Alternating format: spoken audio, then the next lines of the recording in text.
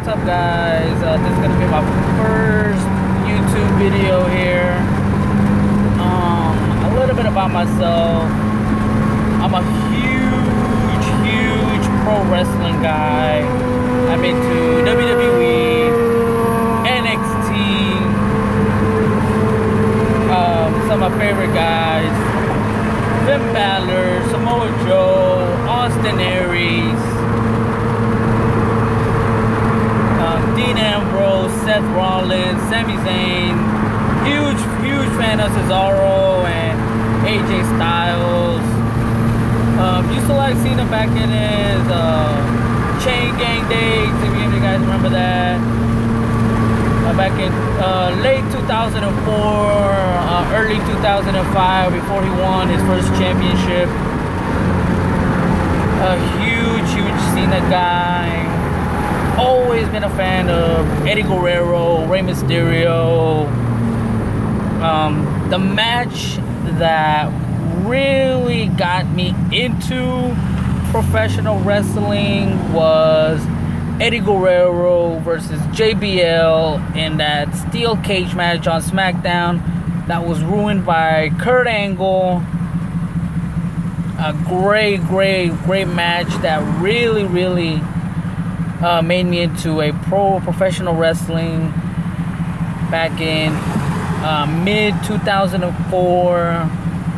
I haven't looked back since. I've been a wrestling fan for about good 12 years now.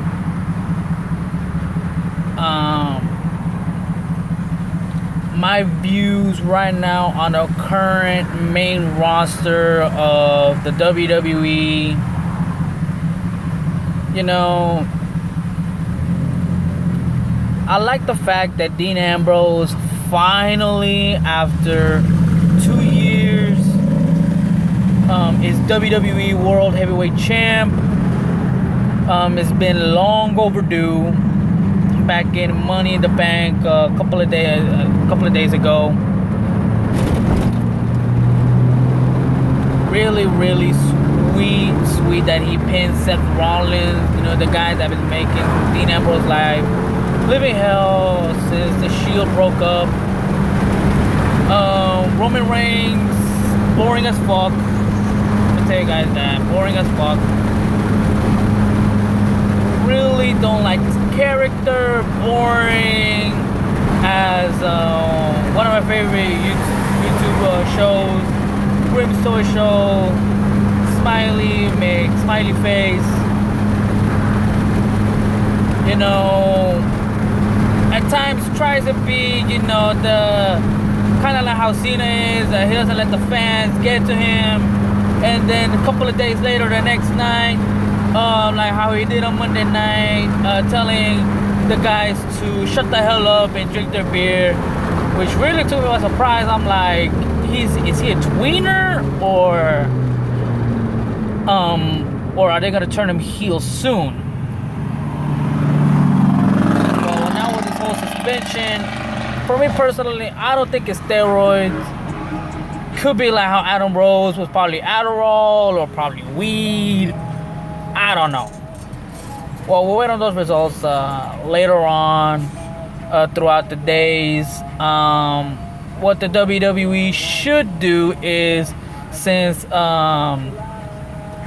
Roman Reigns is suspended, take him out of the triple threat. Have Seth Rollins versus Dean Ambrose for the title. Have Dean retain, but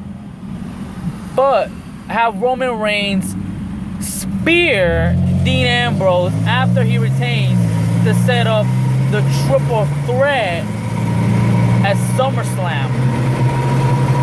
Now, a lot of people are saying they should hold that first Shield triple threat until WrestleMania. But I'm thinking this, you already planted the seeds, they're blooming. Let's have the triple threat, the first triple threat at SummerSlam. Have Dean retain, but to pin Roman Reigns clean. Next night, Monday Night Raw, turn Roman heel and then turned Seth babyface. I also think that after the Shield triple threat at SummerSlam, how Seth Rollins should still be in the main event scene, but feuding with a returning Triple H. Now, the way I would book it is right after you turn Seth face, is how Triple H tempt him to turn heel, but thanks to the fanfare, have Seth Rollins stay face, annoy Triple H long enough to have Triple H, Seth Rollins at Survivor Series. You know, the next major WWE pay-per-view. From SummerSlam to Survivor Series, build that Triple H, Seth Rollins match. And who should be running Raw? Who should be SmackDown? Personally, I think Shane should run SmackDown. Stephanie should run Raw. Reason being, we already had Stephanie as general manager of SmackDown. Now, for those young fans, Stephanie was the first general manager of SmackDown around 2002 when she lured Brock Lesnar from being on both shows to be exclusive to SmackDown. That's when they brought the world title to Triple H and all that good jazz. So that way we have, and let's bring back that competitive SmackDown versus Raw. Because I always like that dynamic, because you can have those dream matches in Royal Rumble, WrestleMania. Because I always go back to the Royal Rumble in 2005 where Batista won it. You kind of planted the seed of the Shawn Michaels Kurt Angle feud. Now, the way it happened is that Kurt Angle came in like a house of fire, kicked all kinds of ass, and then Shawn Michaels with sweet chin music took him out of the Royal Rumble. Kurt Angle, pissed as hell, came back to the ring, destroyed Shawn Michaels, and then we didn't hear nothing from that until the next couple of weeks, where each Kurt Angle and Shawn Michaels taunting each other. Well, here's where the dream match happened. Kurt Angle was a part of SmackDown. Shawn Michaels was a part of Raw. So obviously you couldn't have this match at a Raw pay-per-view or SmackDown pay-per-view. You had to have it on a joint pay-per-view. Now, back in the days, the joint pay-per-views were the big four pay-per-views: SummerSlam, Survivor Series, Royal Rumble, WrestleMania. Now, since they planted the seed at the Royal Rumble, they set up the match for WrestleMania. And I like how Kurt Angle built the feud with beating Shawn Michaels' past managers and partners. Where may she rest in peace, Sensational Sherry brought her to the ring, kind of parodied Shawn Michaels' theme, and then quickly turned on Sensational Sherry, putting her in the ankle lock. And then a couple of weeks later, he faced Shawn Michaels' former tag team partner from the Rockers, Marty Jannetty, and Kurt Angle beat him. And the whole reason why this feud was upon on one, because Shawn Michaels eliminated Kurt Angle, but also Shawn Michaels was kind of passing Kurt Angle. Kurt Angle came into the WWE after Shawn Michaels left for his back injury and to fight his demons. Now everybody was like, oh my god, Shawn Michaels was amazing, that blah blah blah blah blah. And then Kurt Angle was never given a chance to be in the ring with him. And so Kurt Angle, being the only Olympic gold medalist in professional wrestling history, was like, well, I want to test myself against this Shawn Michaels. So you built the feud from right there, from this dream match. Now, another good dream match was Randy Orton versus The Undertaker, same WrestleMania. Now, this feud was back in Randy Orton's Legend Killer phase. Now, to all the young fans, well, Randy Orton's a Viper. Well, this is before he was the Viper. This is when he was the Legend Killer. This is where Randy Orton on pay-per-views would beat legends like Mick Foley, Shawn Michaels, Sergeant Slaughter, the Fabulous Moolah, Ric Flair. This was after Randy Orton beat he who was not must be named, Chris Benoit, back in SummerSlam of 2004 to win his first WWE World Heavyweight Championship. Now, if you see, guys, I'm driving because I'm going to the movie to see Finding Dory with my roommate. But anyway, this was during Randy Orton's Legend Killer phase. Randy Orton thought it was time for him to face The Undertaker, and he got his ass whooped. Bottom line, got his ass whooped. 1, 2, 3 by The Undertaker. Great match, though. Now, if you guys say, well, WrestleMania 21 was a long time ago. It's one of the first pay-per-views that, I didn't see, but it's one of the first WrestleManias that I've heard of. So bringing back that SmackDown versus Raw friction was great. On some occasions you're able to have that SmackDown versus Raw. Bragging rights was okay for me, but I really liked it when I like it better when WWE doesn't make a pay-per-view for everything, like Money in the Bank, Elimination Chamber, TLC. No, like I like how it was like Armageddon, Backlash, No Way Out, and then the theme was those what it was based upon. Like I remember No Way Out, 2005, Big Show challenging JBL for the WWE title in the first and only ever barbed wire steel cage match. The pay-per-view, No Way Out. There was no way out for JBL to fucking win the title, but he did. And if you guys got the network, great match, highly recommended. JBL to me is really a great heel. He's a heel that you love to hate. Now, JBL he's a heel commentator, but he really is more like a tweener commentator to me. Like on Sunday at the John Cena AJ Styles match, he was really speaking for the fans when the Bullet Club really cost Cena the match and took out that energy. But to me, it added more. AJ's heel, he's doing what a heel's supposed to do. A heel's supposed to win by any means necessary.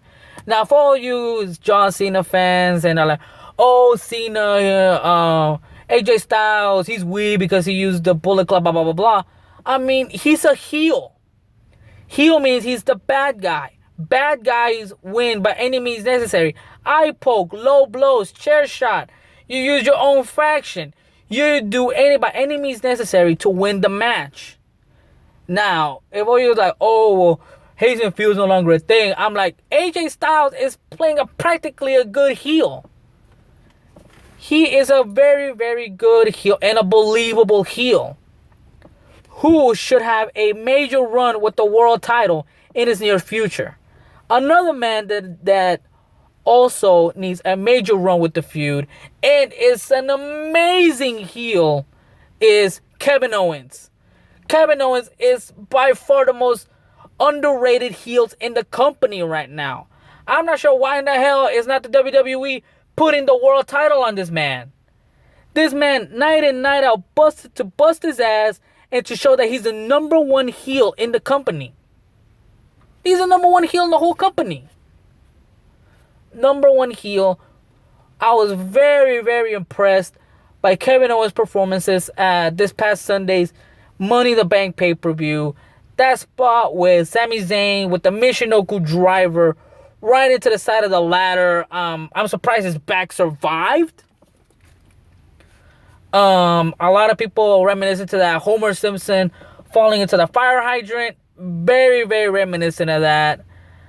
Kevin Owens deserves a shot at the world title very soon.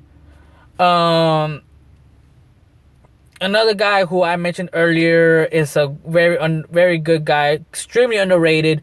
Cesaro should have won the Intercontinental title back in that amazing Fatal 4-Way match with himself, Miz, Owens, and Cesaro. If I remember the pay-per-view, was it at Extreme Rules? Extreme Rules was the pay-per-view. Should have won the title. That's where WWE should really tested Cesaro to see if he could possibly be a world champion. I would have given him the world champion to him months ago. I mean, even before he got injured.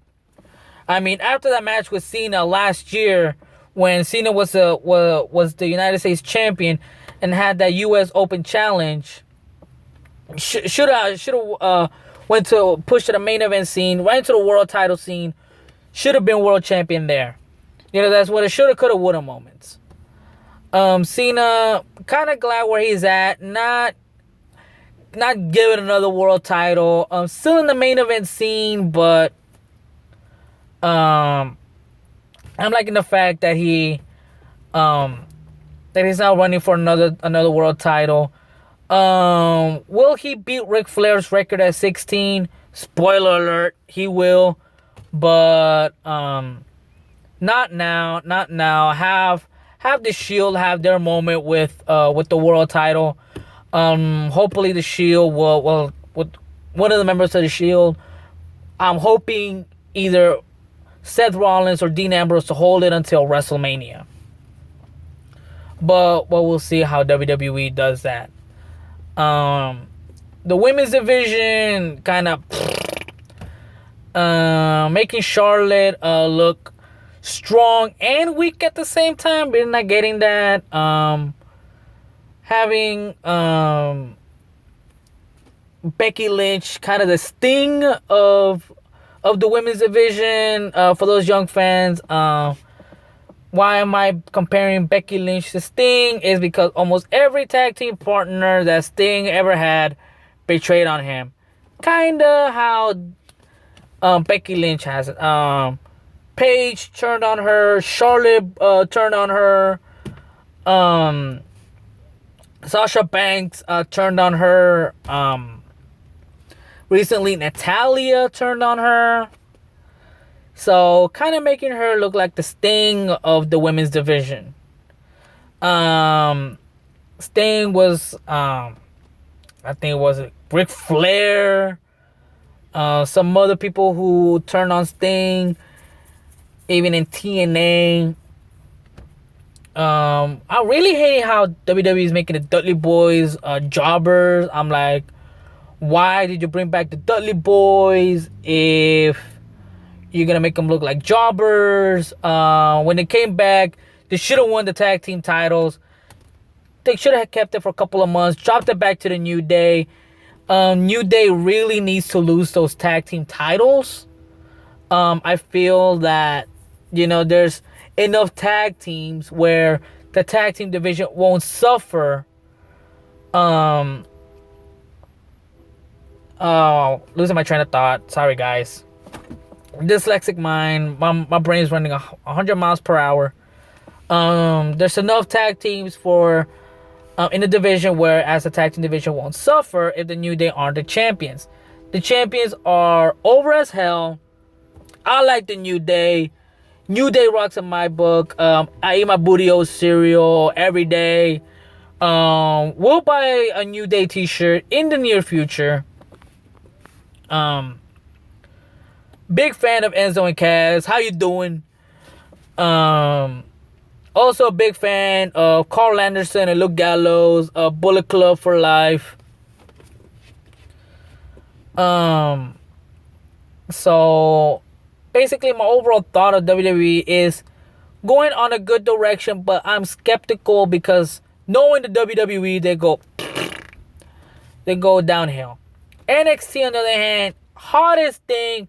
I don't miss a fucking week of NXT. Fucking love Shinsuke Nakamura, King of Strong Style. Hell yes. Also part of Finn Balor Club. Fuck yes. Austin Aries, the guy's fucking phenomenal. Either he's babyface or a heel. Very awesome as hell. Samoa Joe, glad he's a champ, but to me he should have won the fucking title at house show. Like, come on. He should have won it, like, I think back at NXT TakeOver Dallas, which is a couple of times over from me. I live in Houston. I wish I could have gone to at least to NXT.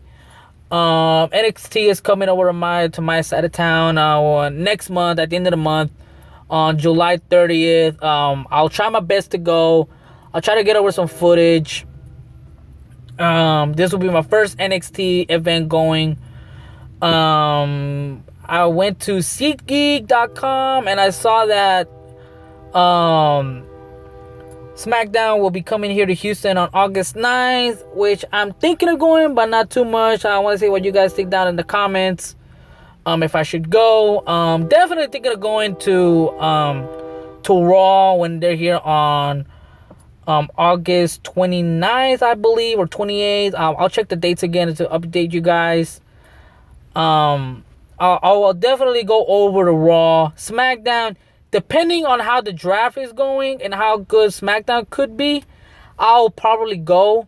I really want to go to Raw. And I'll think of going to SmackDown. I went to SmackDown a couple of months ago. I went to SmackDown 2 nights after WrestleMania. I went to the SmackDown tapings. It was my first ever WWE show going. Pretty good. Got to see AJ Styles perform, Dean Ambrose perform, New Day perform, because before this they usually how they tape SmackDown right now is they tape Superstars first, which is the first hour, and then the last 2 hours is the SmackDown taping. So New Day perform. They perform on the same night, but they taped it. They taped it for Superstars. So things like that. Trying to rush here. My phone's telling me I have a SIM card and then I'm running out of space in it, so I gotta delete a few things. Just to finish up. So I'm thinking of going to definitely be going to NXT when they're here live in Houston on July 30th. We'll be going to Raw August 28th or 29th. We'll be thinking of going to SmackDown August 9th, but I'll double check if it's really true on SeatGeek and everything, and I'll see how SmackDown's going. And let's see what you guys think down in the comments on my thoughts on WWE NXT. I will be bringing some Raw reactions and pay-per-view reactions. We'll tape some SmackDown reactions here and there until the draft. Not be able to keep too much. I work Monday through Friday. Thursdays I'm burning out through the week. So once it's Thursday, I kind of don't give a shit about things after work. I usually just watch WWE Top 10 SmackDown moments, and that's how I catch up with SmackDown. Even though I do have Hulu, but I think it's too much to watch SmackDown. I can just watch the highlights and kind of know what happened. Just try to keep up with Raw. I usually do watch the full 3 hours. I might miss the first few minutes. I got some things I gotta do. I got off at 5 o'clock. Gotta go eat something. Might do some things here and there, and then it's 7:15, 7:20. I'm rushing home to watch Raw. If Raw, I'm sorry guys, if Raw is boring, I won't really do much reactions. Just the main things, and that's it. So we'll see what you guys think in the comment section down below about my thoughts on WWE in general. I will be thinking of bringing some TNA reactions, some New Japan action. I will be trying to be giving you guys some updated results on those. What else? I'm blanking over here, so let me know what you guys think down in the comment section below. It's Friday night right now, so you guys stay safe out there. It's Pride Week here in Houston. Tomorrow's the last day of Pride. My roommate's a lesbian. I love her to death. And probably be thinking of going to Pride tomorrow. Don't know really how. Also watching the Copa America. Hope Argentina brings home the cup. Sorry, Mexico. I'm half Mexican, but whatever. All right, so peace.